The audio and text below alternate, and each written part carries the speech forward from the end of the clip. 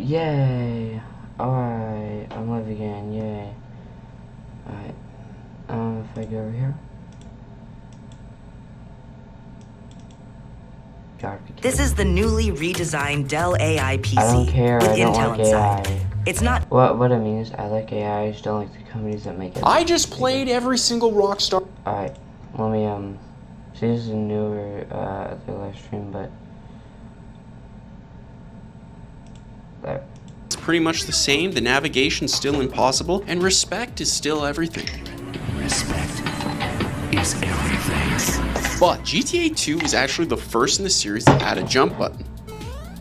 I actually couldn't stop laughing when I first saw how ridiculous this was. I mean, just look at this. Now, personally, I like Grand Theft Auto 2 more than the first one because as soon as you start, you're thrown directly into the action. It's like, here's 3 arrows, go pick the one that you want. Or jump around for a few hours. It's your call. This is the first time I've ever played a Smuggler's Run, and I gotta say, it's freaking awesome. And what's crazier is that this game was a launch title for the PlayStation 2 on October 26, 2000. Like immediately after starting the game, you're driving your dune buggy, you're taking thick jumps, and you're outrunning cops. What's not to like? There were no microtransactions, there was no DLC or any of that weird monetization stuff. The entire game was just, get this, on the disc. And it was immediately fun. This time you had the luck of the godless for sure. But there's actually something more interesting about Smuggler's Run you might not know. Because just like the original Grand Theft Autos, this game was developed by a non-Rockstar studio by the name of Angel Studios.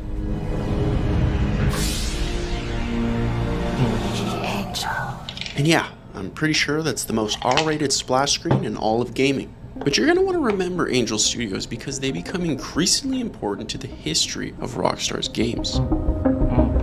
And to show you just how insane Angel Studios truly is, like, this company didn't just make one launch title for the PS2. No, that'd be too easy. They made 2. Now, there are 4 important things you need to know about Midnight Club. First, this is Angel Studios' take on the street racing genre, which I remind you isn't even a thing yet. I don't have friends. I got family. Second, this is their second completely different car game for the PS2's launch.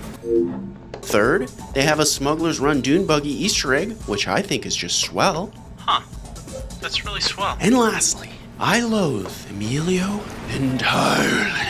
Yo, useless. You ain't gonna take Emilio with mood like that. You see, just like Smuggler's Run, this was my first time playing Midnight Club. And get used to that because they made a lot of these. But to say Midnight Club was hard would be a complete understatement. Like, I kept losing on the first level. You ain't gonna take Emilio with mood like that. The first level, you guys. We're talking the tutorial. But before you roast me in the comments, I want you to know that I did in fact beat Emilio, that I did in fact replay the first level more times than I feel comfortable sharing, and that Midnight Club rewarded me with some of the rudest AI I have ever seen. Hey, loser, I thought we were racing. What the heck? So, while Midnight Club may have midnight snubbed my self-esteem with a small degree of pain, it was Rockstar's next game that would crank that pain to the max. And yes, again, I do write my own stuff. Let me choose him. Max Payne, this guy right here. Or, well, the guy on the box. He is in GTA 3. I can recognize his face almost immediately.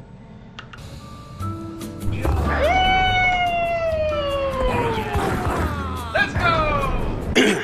Okay, so fun fact, Rockstar didn't technically make this game. A team by the name of Remedy did.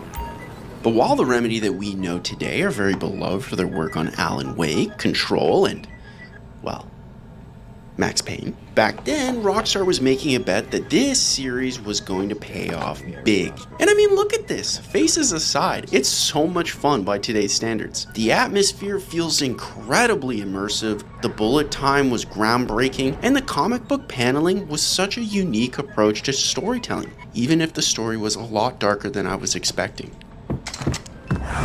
No, please God, no. My God. But check out the manual that comes with the... Oh. My God. Goose right there, that way. Oh. But check out the manual that comes with the game. You remember these? It's got a nice, heartfelt thank you from the devs for buying the game and a really well-written prologue to the story. I really miss all the cool stuff like this or like the Rockstar posters you get with every single Rockstar game. They were just so cool. Max Payne quickly becomes a hit, so Rockstar buys the rights to Max Payne for a whopping 45 million Canadian dollars. And if you can't tell why I converted it to CAD, well, you might be colorblind. Okay, you should get that checked out. But look, I know what you're thinking. Oh. Might be colorblind. Okay, you should get that. Zinc has a goose, maybe Canadian. Alright. Checked out. But look, I know what you're thinking. Angel Studios, Remedy, these guys are killing it. What is DMA Design doing? We really want to make the kind of games we want to play. We've got a desire to make things that really don't fit into existing genres, but kind of move the barriers on the kind of games people are playing onto another level, and basically the kind of stuff we wanted to play and enjoy. Whatever it was, it had to be big. Oh. Great news! Now your account has a level, and you get free daily cases for it every day. Yeah. That was one of my core memories a long time ago, is playing that game.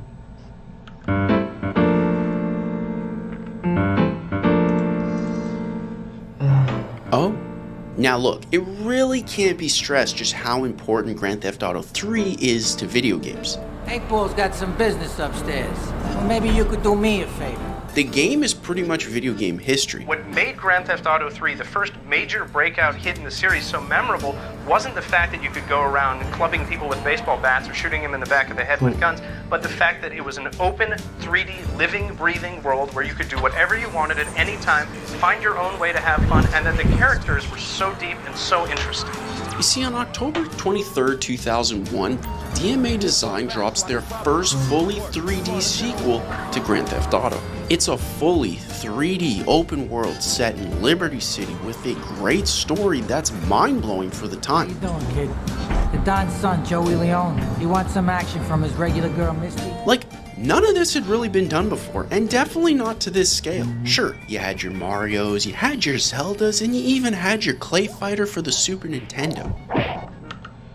One second. GTA 3 is one of the first actual games that has actual 3D stuff, like more controllable, pretty much just like the models that the Rage or Rockstar Advanced Game Engine uses. But, well, actually, yeah, I think GTA 3 was the first, but it's just a lot. Yeah, you forgot about it, didn't you? But a grounded mob-style story set in the free-roaming fictional take of New York? Hey, I'm Joey. Luigi said you were reliable, so come back. Isn't this guy from Friends? Yeah, GTA 3 had everything. Carjacking, day and night cycles, real destruction on vehicles, a weather system, cheat codes, and they even had the gall to name their protagonist Claude. Nobody important is named Claude. Nobody. Claude. Shout out to the voice actor, though, who did a phenomenal job. Now, from this point forward, DMA Design is renamed to Rockstar North.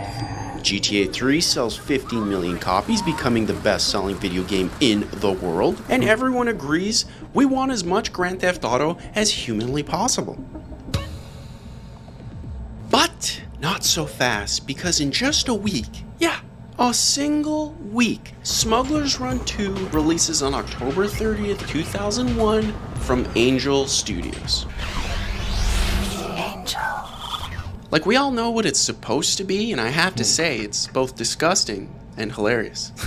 Wow. But to be honest with you guys, Smuggler's Run 2 kind of bummed me out, because the first level is just not good, which really sucked, because that first one was just so much fun. But then... yeah. See, let me show you something real quick. If I wanted to, I can be very exact on where this goes on my face. Like right now, I'm not gonna move my head, or like where it goes around my head. I could be very exact, and it's just like this. But whenever I move my head, it goes out of the frame. It's a bit too exact. So what I like to do is I like to give me some room by taking this and moving it out. I don't want the full frame though, because then everything else is exposed. So I just cut it down.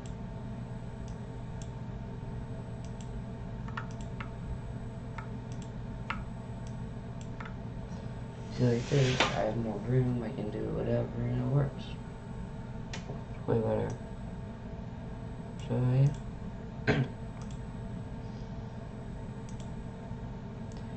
I'm just gonna go and go back. This is Angel Frickin' Studios, okay?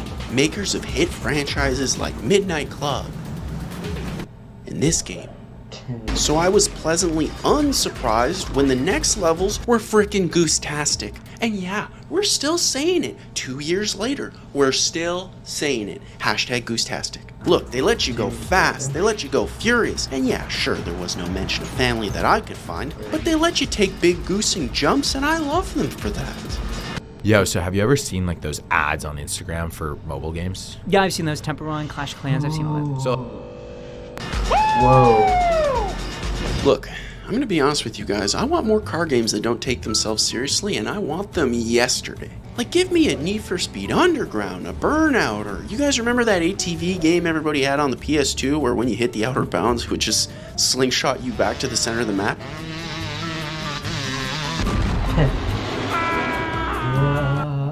Yeah. Give us more of that.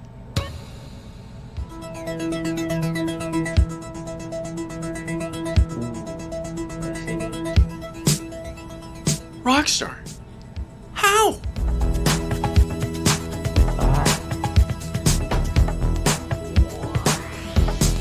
Okay, so this makes no sense, because just a single year after Grand Theft Auto 3, you know, the biggest game in the world, Rockstar North drops GTA Vice City, and it's even better than 3. Told you, shut up. I'll go myself.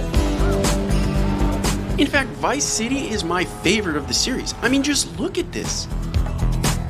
It's set in a fictional Miami during the 80s with one of the best soundtracks ever. It's an homage to the movie Scarface and the original Grand Theft Auto's Vice City location, but it also casts huge movie actors like Ray Liotta. He's just got a touch of agoraphobia. As the lead character Tommy Vercetti. When you do this game, people, you think, okay, I'm just gonna do this voice, it's not a big deal. And then it became a huge hit, and it... Alright, if I go over, no, not there. There. As the lead character Tommy Vercetti. No, I'm putting the thing in chat, alright. Yep, nothing in chat. Alright, what about on this one?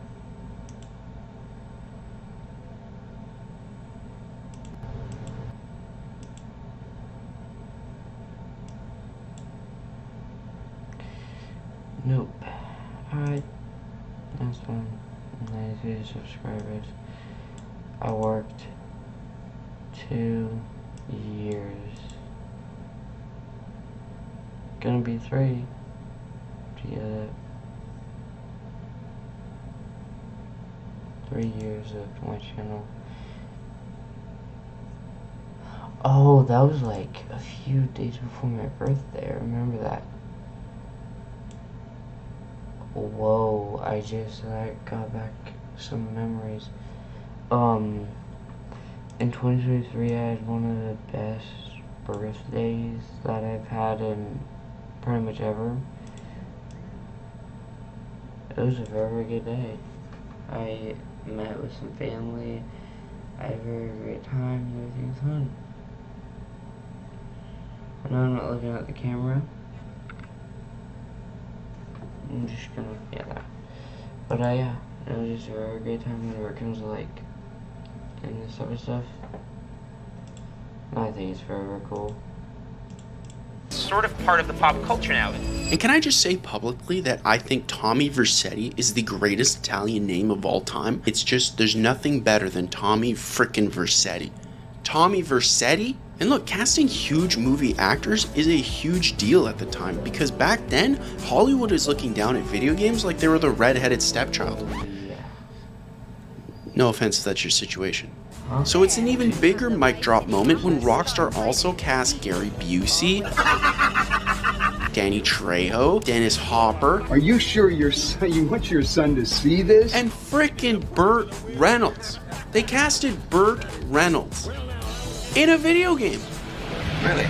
I mean, if Rockstar flexed any harder, they'd pop a frickin' blood vessel. Now, shocker to no one, Vice City overtakes Grand Theft Auto 3 and sells an insane 18 million copies, becoming the new best-selling video game in the world.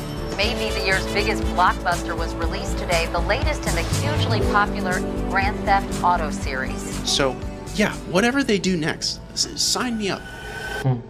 Ready to show off your live gameplay? Start streaming with Rumble Studio. It's easy, it's seamless. So, there's good news, there's bad news, and there's some great news. The good news, Emilio is gone and I couldn't be happier. Yo, you useless. You ain't gonna take Emilio moves like that. Get out of here, Emilio. The bad news.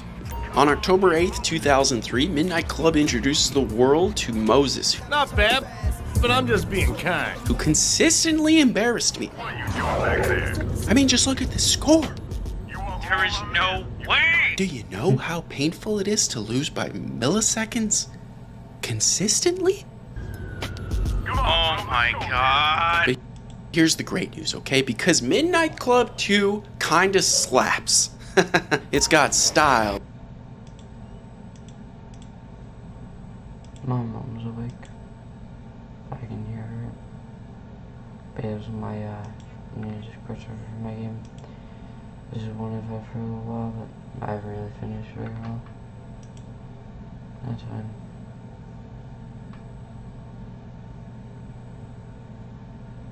I'm probably gonna get off here. I wasn't able to finish this last night, but that's fine. Goodbye, everyone.